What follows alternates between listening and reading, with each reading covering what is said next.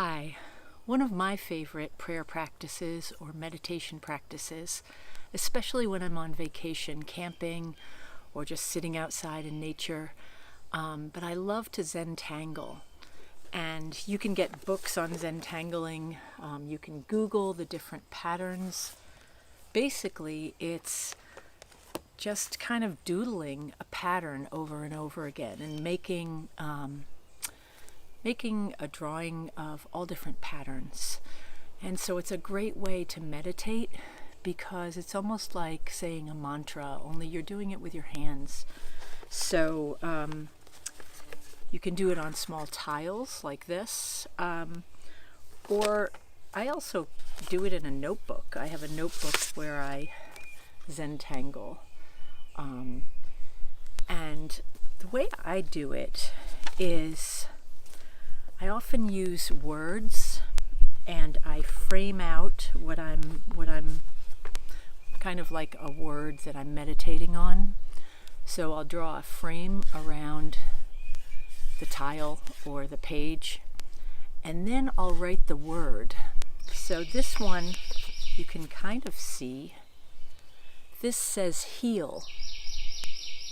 And so I've put the H-E-A-L in there as heal, and then I use the different sections and just do repetitive patterns in them as I connect with God. Sometimes I'll use it and I'll put people's names in that I'm praying for. I'll just use it as a prayer board. Here's another one. I don't know if you can see it. It says hope. So I've used the word hope as the frame. And then as I'm praying, as I'm meditating and connecting with God, I just do different patterns. I tend to like color, but you can also do it just black and white. Let's see if I have others. This is another one. You could draw a picture and then around it. That just gave an example of my emotion that I was feeling that day. I was feeling alive and joyful. So I Zentangled that as I connected with God. And I found out just recently that another member of our church, Kathy Leindecker, also Zentangles. So I asked her to share about her practice with you as well. Good morning, friends. I've been asked to share with you a little bit about my Zentangling experience, especially during this period of quarantining. Early on in the quarantine homebound process, I had lots of time to do some cleaning out, and I came upon this bag of tools and supplies that I picked up at a adult ed course I took many years ago. It's my Zentangle bag.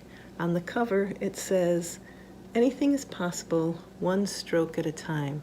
And I found that was very encouraging for me at this period of crisis in our world. So in the bag comes a black marker, a small pencil, and a smudging tool that you use to do shading in your tangles, and a set of Zentangle tiles. I find that it's such a small tile that it's not overwhelming, and I feel like I can accomplish something. Sometimes you pick up projects and they can be overwhelming, but here one small tile can be accomplished in a very short period of time. So as I started reintroducing myself to the tangling, I found myself drawn to practicing during our Sunday morning worship time. Now that it was online and I could set up my laptop and get my cup of coffee and sit here at my countertop looking out on my deck, it seemed to be the perfect time. I've always been drawn to doodling. I find when I'm sitting kind of idle, either talking on the phone, I generally have a pencil in my hand and I'm drawing on some piece of paper or on the newspaper, some repetitive motions and strokes. And so Sunday morning worship was the perfect time. And Zentangling is a perfect